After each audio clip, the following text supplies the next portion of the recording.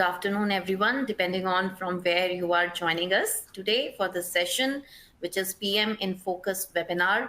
That's the support for your September 2024 exams. My name is Richa, and I work as Education Support Manager at ACCA. As the title of this webinar suggests, that's Examiner's Report Unlocked. So our session today is designed to support you with the insights from the latest Examiner's Report of Performance Management. Expert tutor Steve Willis has joined us today to help you with upcoming exam preparation. During this session, he will take you through the technical examples from the previous exams, sharing practical advice for tackling September exams, and will also talk about the strategies which you should adopt to avoid your common pitfalls and improve your exam performance. Towards the end, we will have live Q&A as well. Before I hand over to Steve, I would like to cover a few housekeeping items very quickly. At the bottom of your screen, there are a number of buttons which you can use. There is a help icon to provide you resources and information to help you resolve any technical issue you might experience during the online session. There are icons for both slides and media player, so you will need to see both of these during the webinar. Make sure you have selected them. There is an attendee chat function also, which I know you are already using it. So get engaged with your fellow webinar attendees there, but you should not be sharing too much of your personal details in the chat. Resource list is also there. That is the file symbol. If you click on that, you will be able to see and access resources which are very much relevant to performance management paper. That includes quite various direct links as well to help you with all the required resources. You can rearrange your screen to suit you and resize the windows if you need to. And if at any point you cannot hear what we are saying or you are not able to see any visuals, please do refresh your browser. If you are registering for this webinar, that means you will be sent an email tomorrow with the details of how you can listen to it again. So don't worry if anything is missed or you have any technical issues, you will be able to access recording of the session. I'm going to hand over to Steve in a moment and we'll be back with you towards the end of the session. So if you would like to ask ACCA or Steve any question related to this paper today, please post them in Q&A section. And note, we cannot guarantee answering to everyone directly or all the questions via verbally or via web chat, but we hope whatever the questions we are able to share, that will be helpful to everyone. With this, I'm handing over to Steve. Over to you now. Thank you, Richa. Hello, brilliant performance management students. Welcome. Thank you for joining us. My name is Steve Willis. I'm honored to be here with you to share my tips, to take you through the examiner's report. I've been doing this for a while. I'm based here in Czech Republic, and I teach ACCA students here at PwC in Europe, and I also do courses around the world. And let's jump into our webinar, guys. You have 28 days until your exam. That's a lot of time. The fact that you are here shows that you are dedicated. So, good job being here and taking your studies seriously. Guys, we've got 1 hour today. It's going to be action-packed. It's going to be an emotional roller coaster ride. I'm going to take you through what I learned when I took apart the recent examiner's report. I'm going to take you through difficult questions. I'm going to show you the exam technique. I'm going to show you how to avoid the pitfalls that many students make.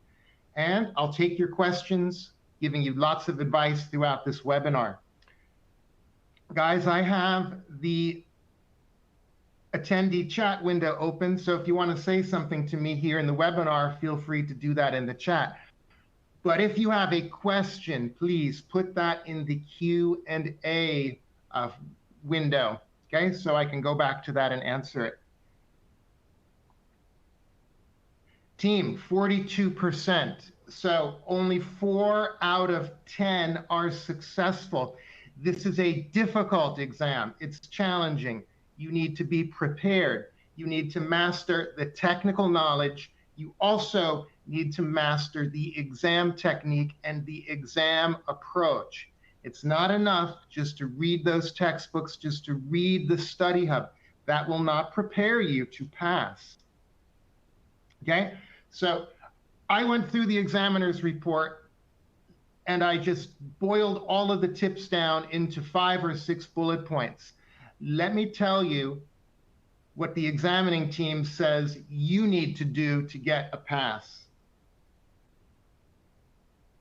Guys, every question has a little scenario, not only section C, but section A, right? The objective test questions have a little scenario. Very important, you always read and interpret that information.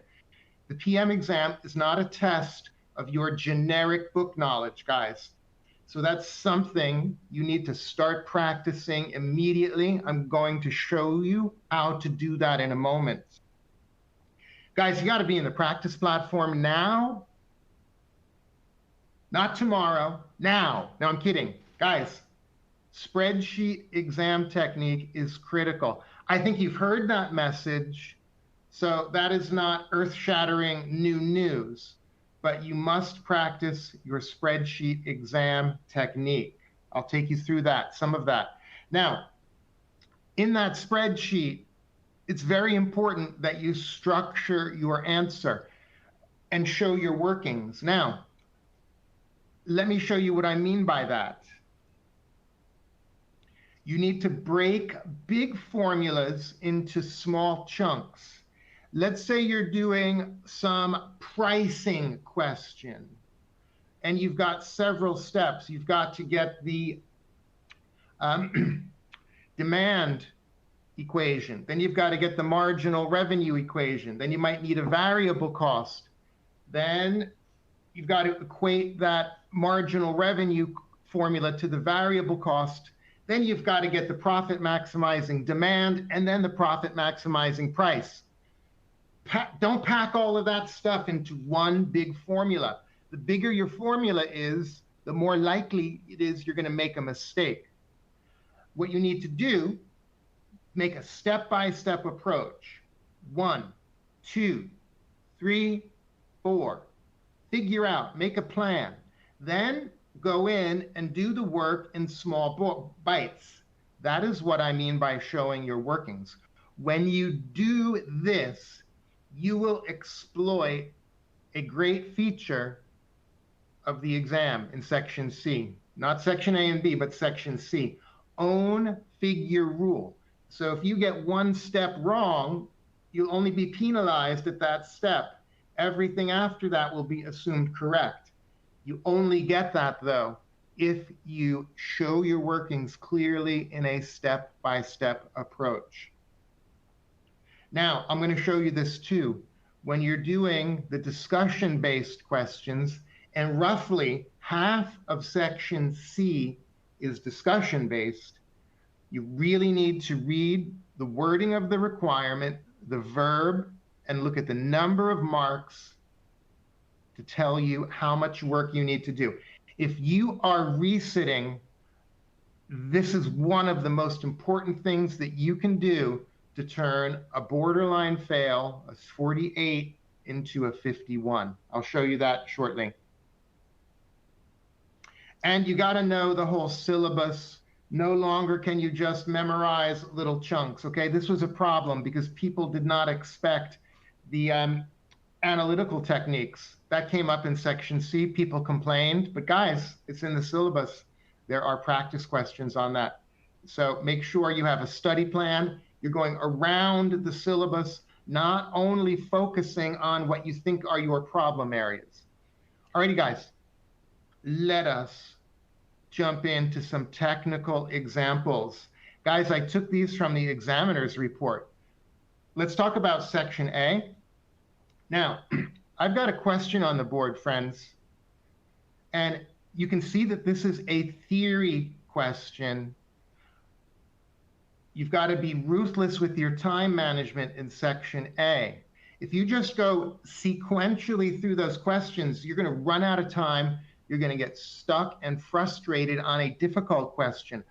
So you must go through section A, exploit the easier, potentially theoretical questions. Even if they're a little difficult, you can do them faster than you can do a big calculation, okay? Now, when you hit a question like this, you always read the task, the question stem before you do anything else. You've got to get your mind set. You need to know what to look for when you read that little story.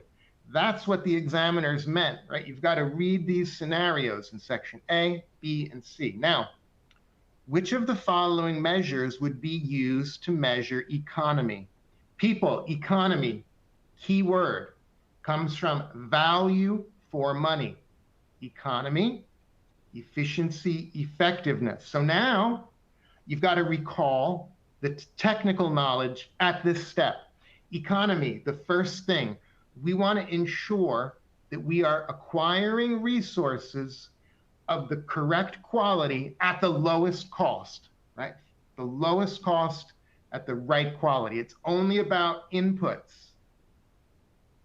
Now, check the answers, people, always. I look at these answers and it jumps out at me, at least one of them is incorrect, right? So sometimes, if not always, it's easier to find the wrong ones than the right ones. So now we're oriented, we read the story, we learn that this is about a government-funded postnatal care organization to help new mothers with support before they go home with their new babies. We learn about the workforce. They're mostly full-time, but sometimes they use temporary staff at great expense. So guys, I think we'd like to minimize the temporary staff. That would be a good thing to ensure economy. And we want to use value for money. Guys, have a look at the answers. You guys like number one? Is number one linked to economy? What do you think? I'm going to say no. There's nothing about money there, is there? That's the efficiency. Are we efficient? Are we utilizing our occupied beds? Now, you always do this. Always now start looking at the answers. Check that out. One goes out. What do you guys notice about the remaining answers? Do you notice something? All of them have 2, so we know that 2 is good. Okay, and look at that. That's a measure of cost. So now we're down to 2 and 3, and I'm taking out the one about the hours, right? Hours is not linked to economy. So now I'm liking 2 and 4, team. Okay.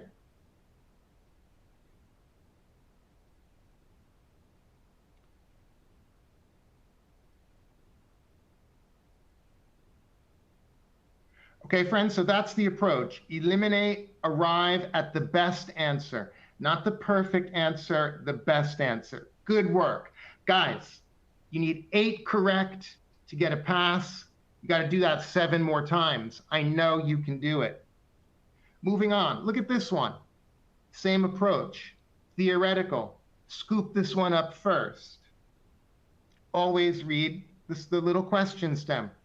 Which 2 of the following controls are likely to be of use to this company?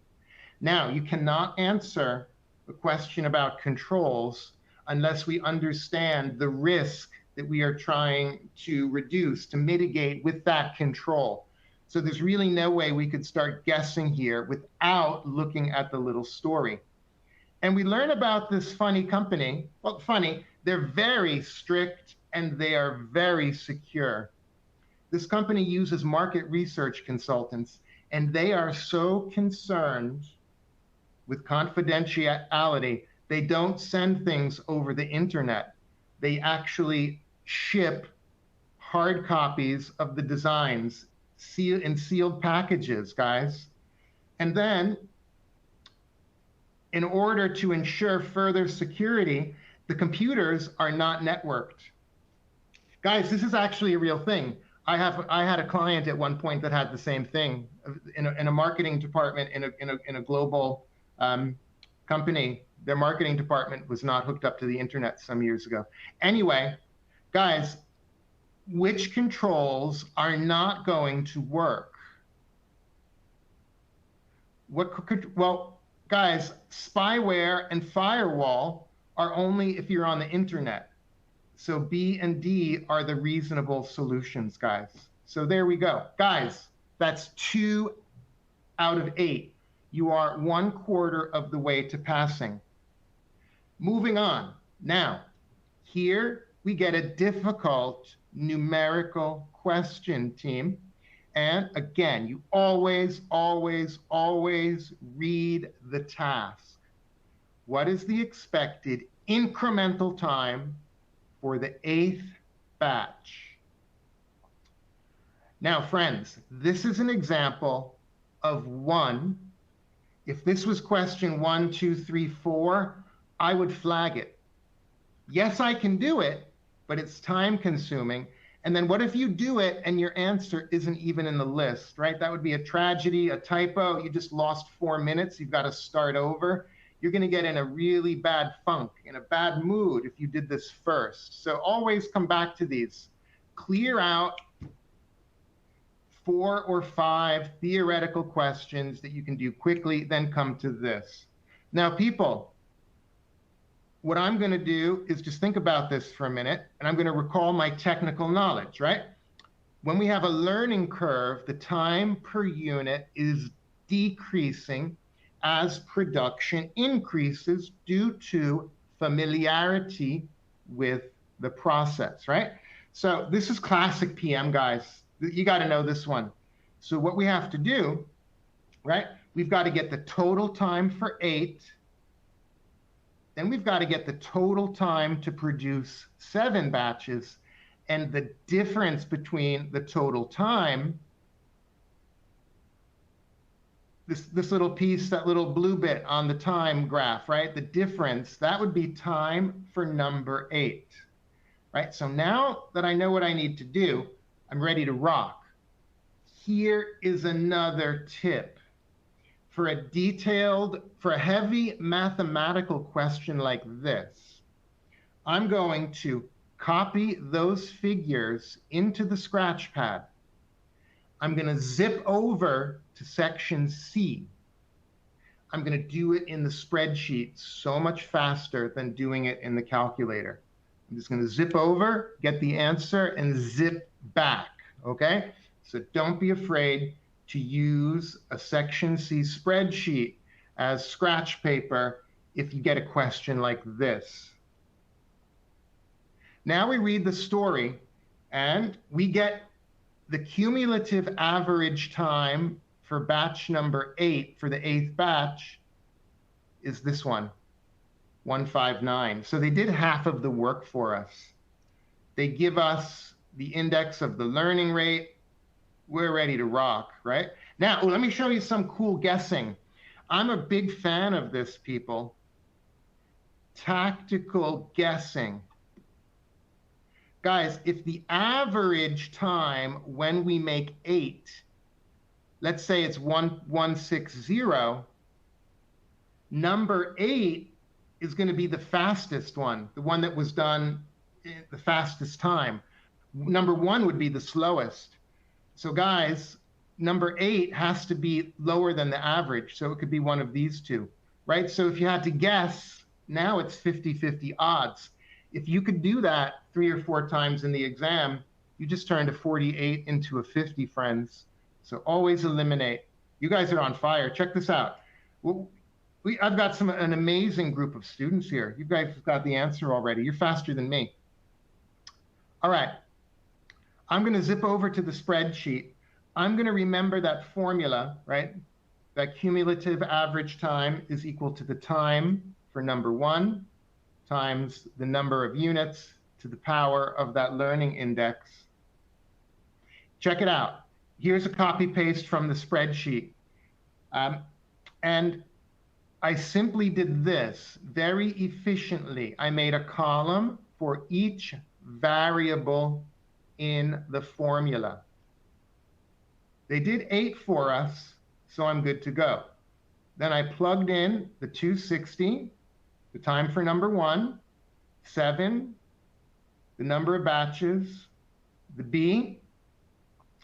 Then I did the Y formula, and then I multiplied for total time, that average time times the units, right? Subtract one from the other, we're good to go. 1.24, 124.3. You guys are on fire. Well done. Okay? Guys, that is section A in a nutshell, right there. Do those things. I'm sure you can get 8 out of 15 correct. Let me give you some advice. Time management. Guys, I want you to spend 50 minutes in section A. Do a quick pass through, scoop up the easy ones, flag the difficult ones, go back, do the difficult ones. Guys, a couple of them you won't be able to finish. That's normal. Don't feel bad about that. Move on to section C after that.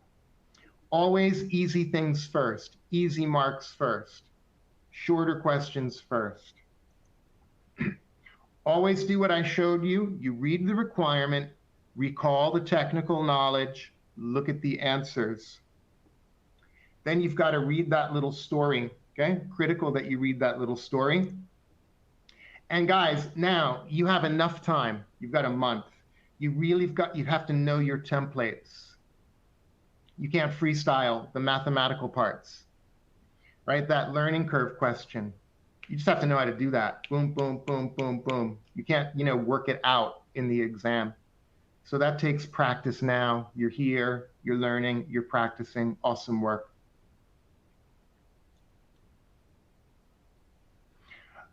Let's move on to section B. Guys, the exam technique for the actual questions in section B is the same. They're objective test. You've got to read the task, you've got to look at the options, but you've got to also read this bigger section C scenario first. Don't be in a rush to start answering the theory ones, because there could be a little piece, there probably is a little piece in the scenario, often. So just make sure you read the scenario, then dig into the questions. Now, as you know, in section B, you're going to get 3 scenarios.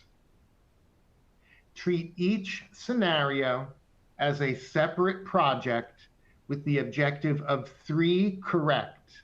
One of them is going to be crazy difficult, so just, write that one off.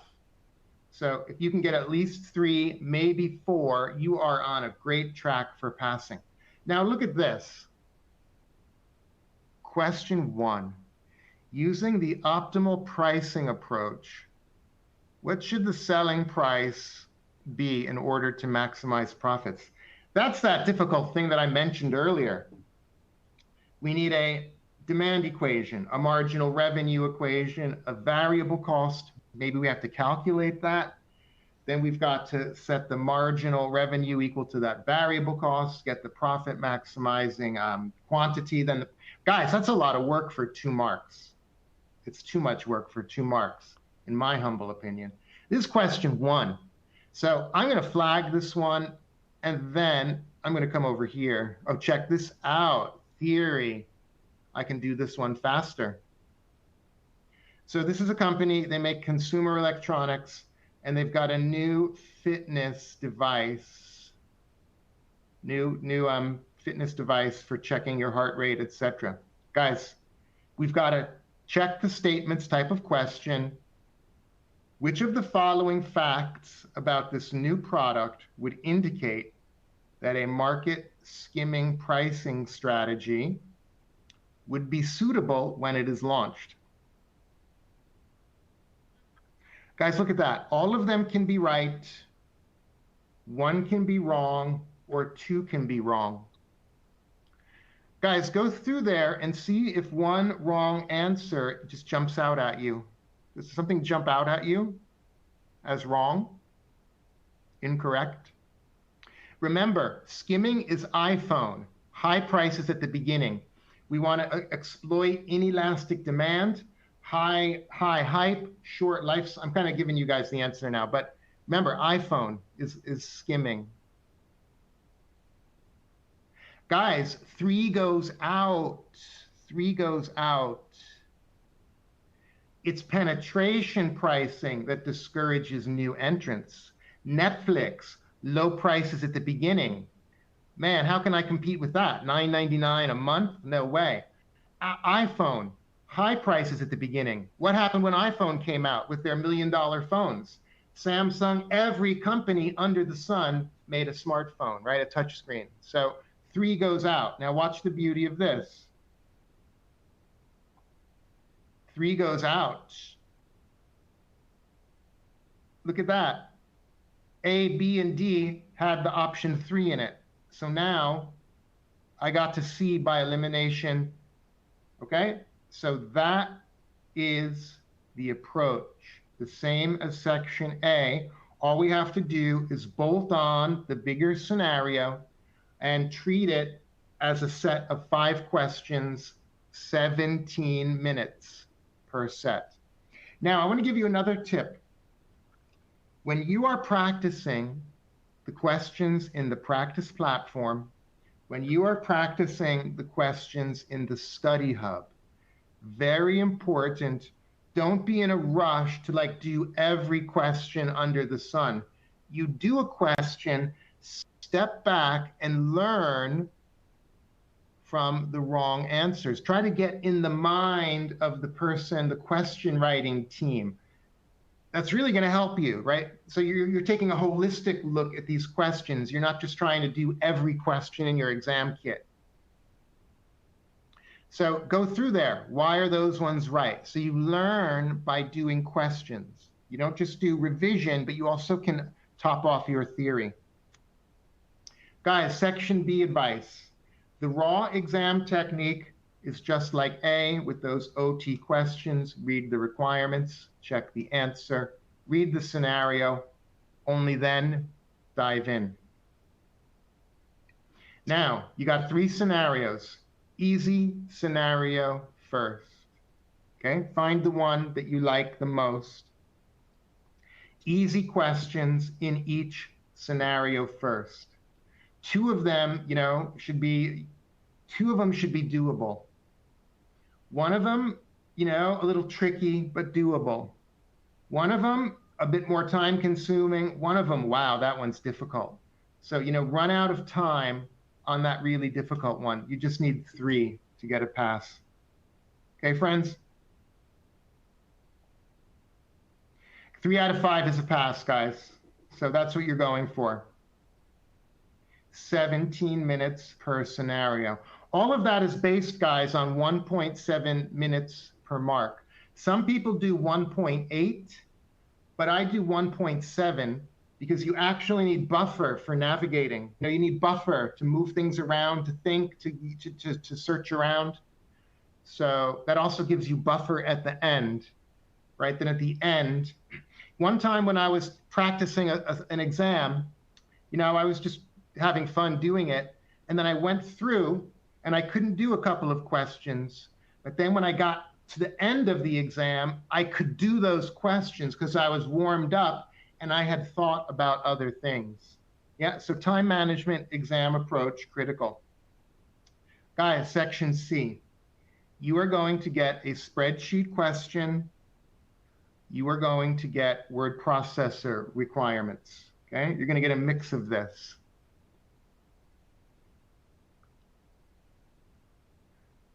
Always read these verbs. This is what I mentioned in the examiner's report findings. Carefully understand what is required and look at the marks. Guys, look at what I've highlighted there.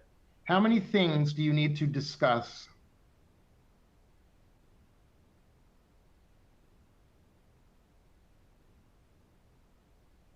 3 things, not 4, not 5. So if you start doing, more things, you're going to have trouble. Stick to 3 things, 6 marks, right? So you got to develop your ideas further. Discuss does not mean briefly outline or list. So your discussion should be complete sentences. Now, let me show you a snippet of a wrong and of a poor exam technique.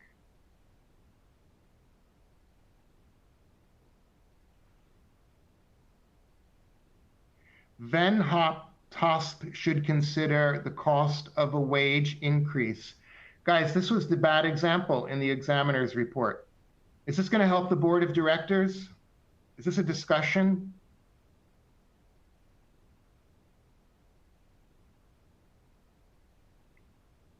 This is not a discussion. This is just listing it out. And you're just giving me like another question.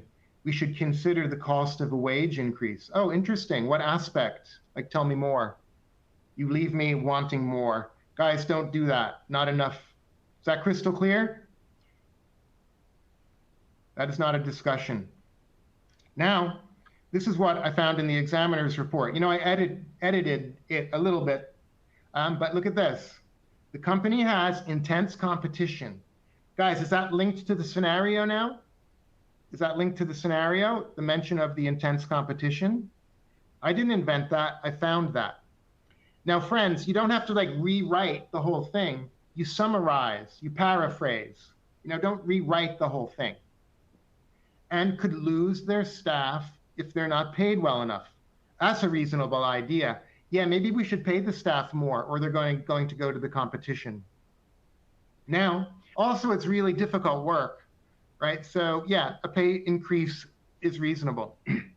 So now I'm on track to earn marks, okay? So there's marks happening here. Now, the next thing I could do is talk about the ethics, because in the scenario, they mentioned something about, the ethical issue as well. Now we say something about ethical issues. Then we say, however, one more point. Guys, we got 5 or 6 marks happening with not too much work, okay? So people, if you are resitting at a marginal fail, I often find fixing your writing, guys, is a good way to scoop up more marks. For some reason, PM students, because it's accounting, we love the spreadsheet. I'm going to spend all my time on this spreadsheet and then chuck down a couple of bullet points in the discussion. Guys, the marks are just as valuable. So if you want to try something even a little bit unconventional, start with that discussion. Don't feel like you have to always do the spreadsheet first. I found that an easy discussion, so I would have done that first, you guys. Now, when we get to the spreadsheet, yeah, you had this question because I'm taking you through the last exam, what I found in the examiner's report. Guys, this was difficult for people because people hadn't studied it. Now you've learned your lesson. The whole syllabus is fair game, so you got to study around everything. I'll tell you about this when we do our strategies.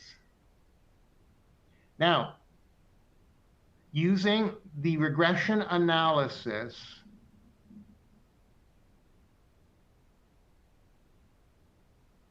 get the expected staff days, okay? So people, have a look. I don't have this formula memorized, guys. So here I'm going to go down. I'm going to hit that help button in the lower left. I'm going to get that regression formula sheet, right? And we've got to do the math. So the spreadsheet is going to make our life so much easier. Guys, the first thing that I did and the first thing that I discovered, and it blew my mind, is that I was able to copy paste out of the left panel into the spreadsheet. That wasn't always like that, guys. That did not always work. So the practice platform is getting updated, and that should be a copy of the real platform, right? So look at that. I copied the data in. That saved me a lot of time, guys. Now, as I mentioned,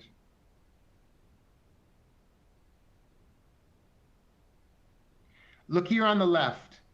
I made my steps, okay? I did my steps before I did anything, okay? B is the tricky part, the variable cost.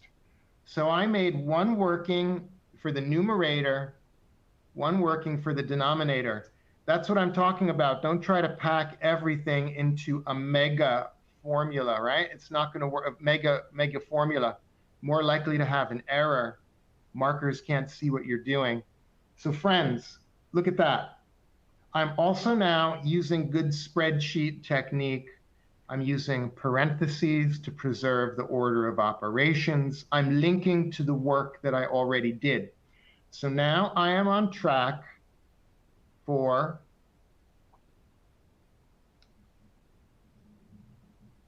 own figure rule. If I made a mistake in that numerator, you know, it's going to be assumed correct. Everything else that I do with it is assumed correct. Loving the spreadsheet, you guys. You might think I copied that out of Excel, right, with all the beautiful colors. No, but that's, you know, the practice platform, the platform. Okay, now look at this. You know, I'm just progressing through step by step. Look at that. I get the B, and then I bring the B into my next step. I don't try to freestyle it. If you go into the grocery store, you got to have a shopping list. If you go in there hungry, you're going to waste time going to the wrong aisle. You'll come out with a pack of potato chips. You'll forget that your wife said, bring home food to cook dinner. You'll get in trouble. You'll get in trouble in the exam too. So you gotta make this list step by step. And then you just keep doing the math, okay? Now, let's say you didn't know how to do something. You just do your best and you don't sweat it. You gotta keep it moving, move, go, go, go. Don't get stuck at one place, because remember, your work will be carried forward, right? So assumed correct. So look at this. I progress through. I get step 1. I get step 2. I get step 3. Now, the final thing, the question said round it to the nearest unit. So I'm just going to do a little final cleanup at the end. Okay, a little formatting. And just to make sure if there's a mark for that, I want to get that mark. Guys, spreadsheet exam technique. If you want more of this, head over to ACCA's YouTube. There's tons of question debriefs in there. I've got a YouTube channel. I go through a lot of questions. So this is not a mystery anymore. You know, 5 years ago, it was a mystery. Now the best practice is established. You can see how to do it. So there's no excuse, guys, not to have awesome exam technique in 1 month. Team, you got to practice around the whole syllabus, right? So today is budgeting day. Tomorrow is specialist management accounting day.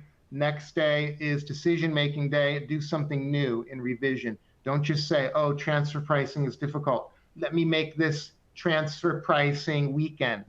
No. Go around the syllabus. You got to learn your spreadsheet technique. You've got to exploit that own figure rule with good spreadsheet technique. Don't forget the discussion parts. So do what they just said in that examiner's report. Find the verb, the task, the marks. That tells you how much work to do when you're writing up your discussions. Okay, now, whenever you're writing things, they make the ACCA writing team, exam creation team, they make those beautiful scenarios. They're pieces of art. They really are. You know, they put so much love into it. Give the love back. In your answer, refer to those managers, refer to the little bits of the story. Okay, you need to do that to get the marks. Guys, are you using the practice platform? Yes or no?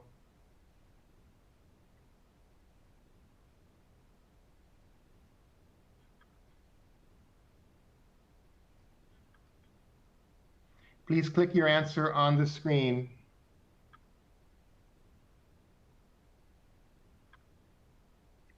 I'm waiting for you guys to click on the screen.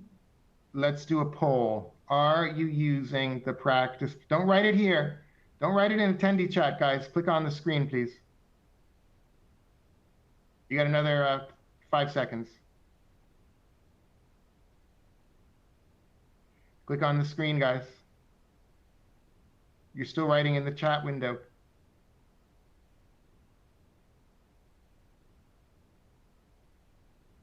All righty, we got most of you. Let's see. Drum roll, please. Good. Most of you are. Some of you are not. Some of you are doing it sometimes. People, critical. Firefighters, policemen, first responders. Very stressful jobs. You manage stress by simulation.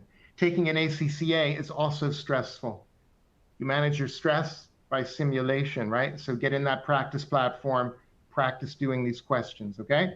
They're also the best questions because they're written by the exam creation team. So you got to get in that practice platform. Guys, let me share with you a couple strategies. I want to get to answering your questions. First thing you got to do after this webinar, make a study plan. Don't just wing it every day. Figure out your free time. When you have small blocks of time, do section A. 3 lunch breaks. You know, you can do 2 or 3 section A questions at lunch. Saturday morning, get up a little early. Do a section A, do a section C scenario. Go for a run. Another 2-hour block in the early afternoon, right? Go to the movies, visit your friends, hang out with your family. Then in the evening, a couple of section A questions. So really structure your next month with a study plan. Going around the syllabus, plug all of those bits, all of those syllabus areas into different days. We just talked about the importance of this Study Hub practice platform. Simulation is what you need to be doing. Guys, this is important. Resitters, listen up. The morning is the best time to do analytical work. Your mind is awake. Don't only study after work. Guys, you're tired. So you really got to knuckle down. You've got to set your alarm. Get up at 5:30 a couple of mornings a week. Put in an hour before you go to work, or an hour and a half even. That's what I did to overcome my financial reporting resit. I moved my studying to the morning. Okay. Guys, and if you feel you're frustrated, this is very important. You know, I get messages, Steve, I'm so stuck on this question. I've been doing it, you know, all night. I came back to it the next day. I couldn't do it. I asked all my friends, I'm still stuck. If you are stuck, just move on.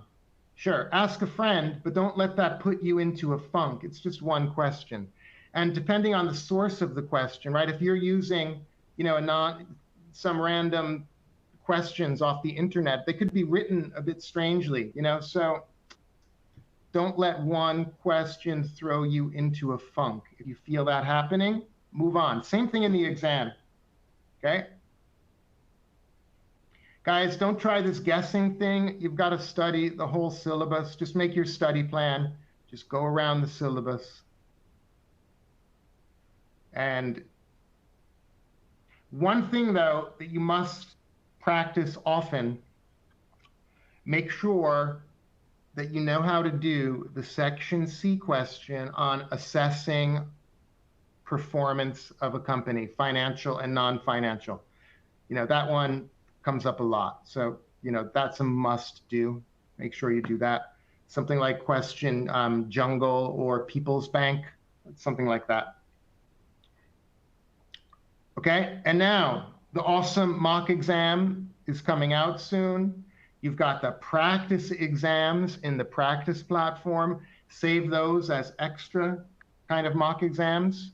Now, you guys, when is the mock exam when are the mock exam and the debriefs coming out? Guys, take the poll.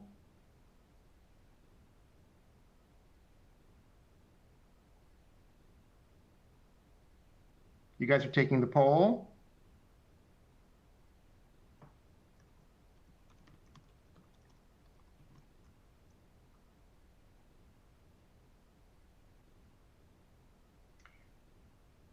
You guys are clicking on the screen here. You're taking another poll.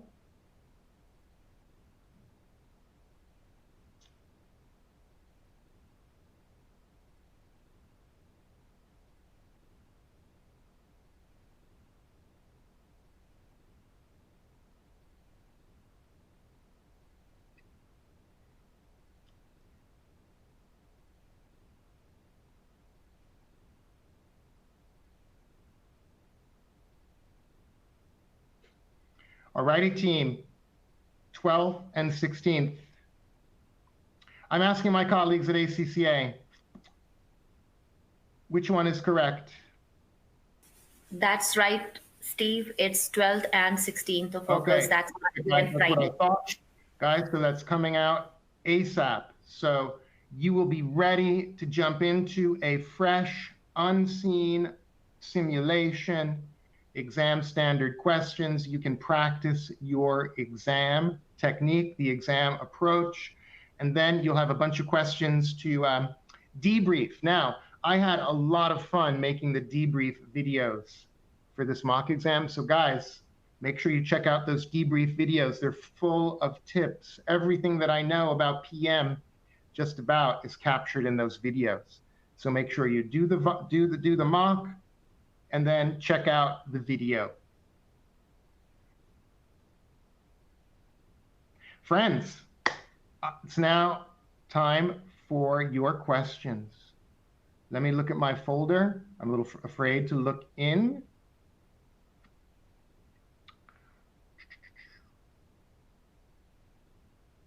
Here's a question about paragraphs. Do you suggest splitting answers into 3 paragraphs? Now, I think you might have been referring to that previous example. I want to tell you some general advice. Always segment your writing. It's a good discipline to get in the habit of. Even if some of the older model answers don't show that, don't just give a wall of words to the examining team. If it's 5 marks, for a discussion and assessment, then you got to give 5 complete ideas. So I would give, 5 blocks of text, 5 short paragraphs of, several very short sentences, or, a couple of longer sentences. Now, if it's a question like I showed you before, you've got, 3 ideas for 6 marks, and sure, you can do 3 bigger paragraphs. That would be a great way to do it.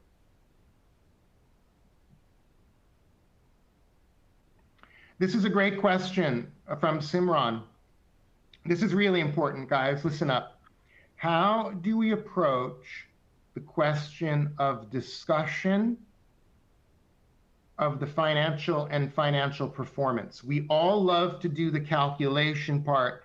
It's the discussion that's a bit more difficult. It's the discussion that we have more trouble with. So let's imagine we are looking at the gross profit margin, and the gross profit margin dropped, let's say from 52% to 50%. You can do those calculations. Now you have to discuss. You don't rewrite that. Do not just spell out in words the numbers, okay? Don't give a bullet point answer, this is good or bad. You need to say, 1, is it a good thing or a bad thing? But then you have to say why it happened, how it happened. You got to link that to something else. So for example, sales, the gross profit margin dropped by 2 percentage points or 4% relative. So the second thing, you have to be very clear about relative and absolute measurement.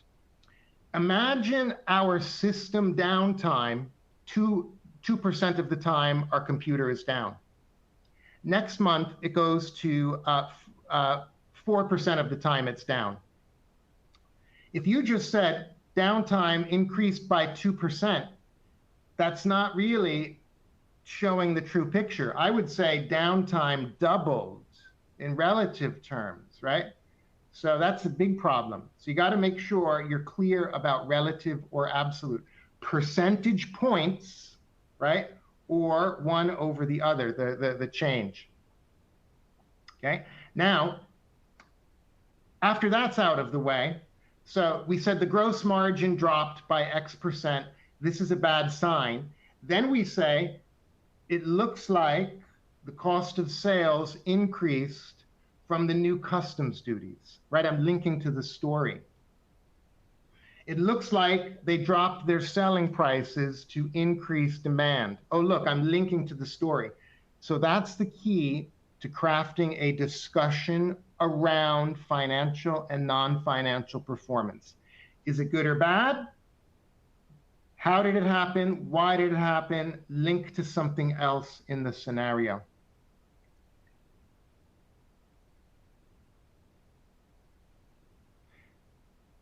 Guys, rounding, what's your recommendation for rounding off in section C? Well, my recommendation for rounding off would be my recommendation for rounding off in real life. Okay, we're interested in making a decision. What's material? Okay, at what level of rounding, doesn't affect my judgment? And you're going to have to look at past exams, use your common sense. If you are doing a cost per unit, you got to go to the cents, even go to the hundredth, okay, or the thousandth. Go to three decimal places. Companies do that if we're looking at the cost per unit. Cost per unit, you're going to scale that up, right? You're going to be scaling that up. Then if you're doing the budget, for 3 months, and we're looking at, 56 million, 36 million, you could round it off to the million. Or a safe thing there would be to round it to the 1,000, okay? Round it to the 1,000. So use your judgment when rounding off. But have faith in this. In section C, you wouldn't lose credit for showing too much detail. If the markers understood what you're doing, you'll get the credit. Okay? So err on the side of caution would be my advice then in that situation.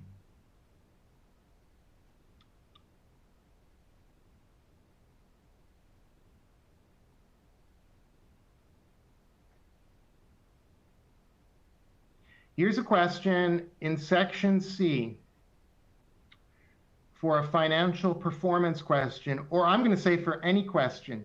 Can we also use an assumption? Guys, if something for some reason is unclear to you in that exam, it happens. It happens. Something is just not making sense. It is okay to make a note. In one of the columns of your spreadsheet, I assume that this is not a cash flow, so I exclude it. Okay, that happens once in a while. There might be a little ambiguity. So that's totally fine. If you are unclear about the meaning of something, just state your assumption and keep moving. That doesn't mean do it all the time, okay? It just means if you are stuck and you are not sure what to do and it's holding you back, make your assumption, keep it moving. Even if your assumption doesn't make sense in the eyes of the markers, it'll be assumed correct when you keep moving.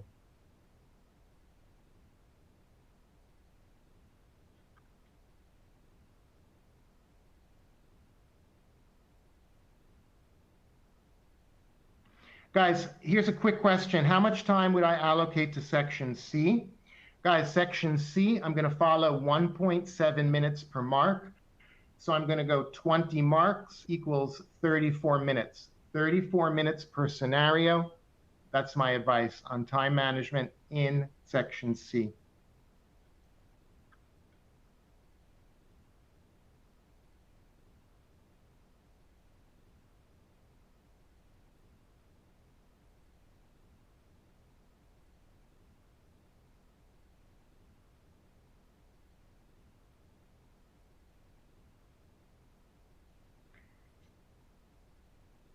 Here, I want to answer a question. Best advice for those who are stuck at a marginal fail.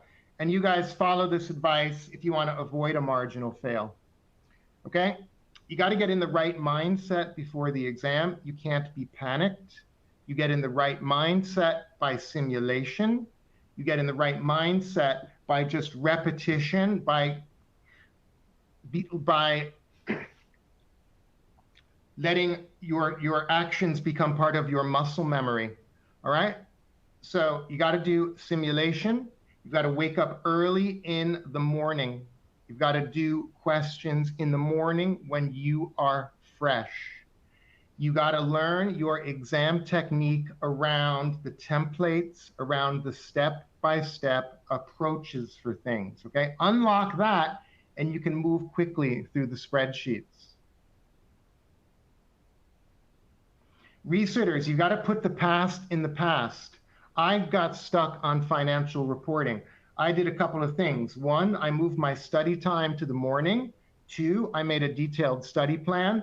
Three, I learned exam technique for the consolidation questions. I thought I could just freestyle it because I knew it, but no, you got to know the exam technique. Here's a question. Is it important to write the formula before every calculation? You're talking about section C. You don't need to do that. That would be, if you're in the spreadsheet, that would be a waste of time. The only reason maybe you do that is to get organized for yourself, right? So if it's a big calculation, it's fine to write it out for yourself, so you know what variables you need to find. But don't think that there's some rule that you have to state every formula. You know, if they want the gross margin, I'm in a spreadsheet, I'm just going to chuck those numbers in one over the other. I don't need to write out gross profit over sales. I think I got time for one or two more.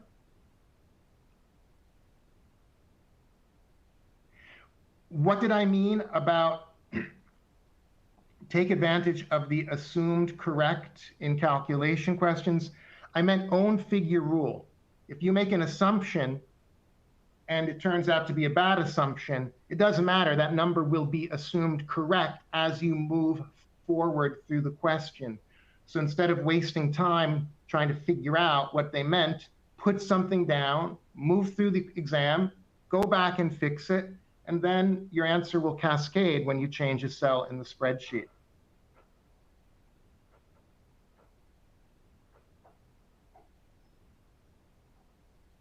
All right, here's a question, last one. Do we need to do the working of regression analysis type question because we can get the answer easily with the help of a scientific calculator?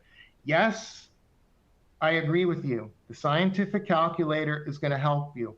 But if you make a slip up and you plug in that final number without showing how you arrived at it, if it's wrong, you lost all 5 of those marks. If you show the marker what you did step by step, you're going to get partial credit. So I understand you love your scientific calculator, but if you're in the spreadsheet, absolutely do it in the spreadsheet step by step. Guys, we are out of time. I had an awesome time hanging out with you here. Richard, do you want to come on? Yes, thank you, Steve. Hope I am audible. And I believe this has been a wonderful session. And as Steve mentioned that, yes, we are very quite near to bring things to a close now, with all the hope that you have found today's live session very useful. I would like to remind you all about all the important resources that are updated in the resource section of the webinar, which includes the complete information on September 24 mock and debrief support, examiner reports, technical articles, and new topic explainers also you will find there. And also there are links to ACCA Study Hub and Study Resources YouTube channel as well. So you can watch the recording of this webinar using the same registration link, and also the recording of this session will be uploaded on YouTube as well sometime next week. So finally, thank you everyone for joining in us today. Thank you, Steve, for extending your support. And also thank you very much to the team who have supported us at the back end today in delivering this session successfully. So wish you all the best, first of all, for your exam preparations and then your exams, final exams. Okay, bye-bye.